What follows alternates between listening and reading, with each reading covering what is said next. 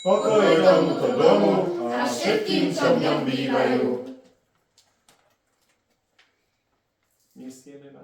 Nesieme vám dobrú novinu. Dnes sa nám v Dávidovom meste narodil Spasiteľ Kristus Pán.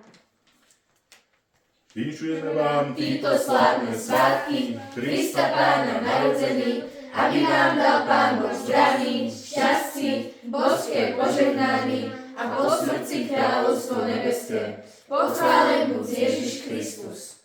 Všemohúci Bože a náš nebeský Otec, prosíme ťa za pokoj, šťastie, zdravie a požehnanie tohto domu i všetkých, čo v ňom bývajú.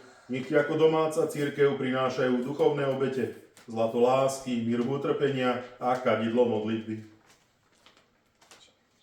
Otče náš, ktorý si na nebesiach, posväť sa meno Tvoje, príď kráľovstvo Tvoje, buď vôľa Tvoja ako v nebi, tak i na zemi.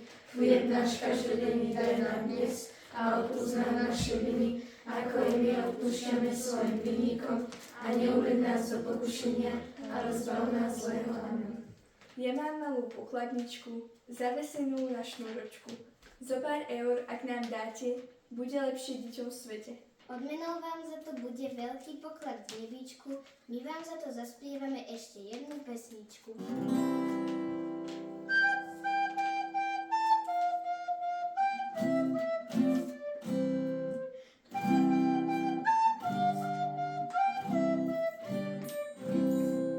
Šťastie, zdravie, pokoj, svätý vinšujeme vám.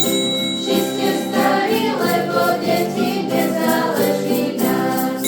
Ďaleka sa berieme, s novým duchom nesieme, čo sa stalo v prišlej noci bez tebe tleme. Ďaleka sa berieme, s novým duchom nesieme, čo sa stalo v prišlej noci bez tebe tleme. Za tie dary, čo ste dali, pekne ďakujeme a veselé prehojné sviatky vinšujeme. S Bohom sa tu majte, s ním vždy prebývajte. Jemu verne slúžte, Ježiška milujte, aby ste sa dostali jemu do nebeskej slávy. S Pánom Bohom.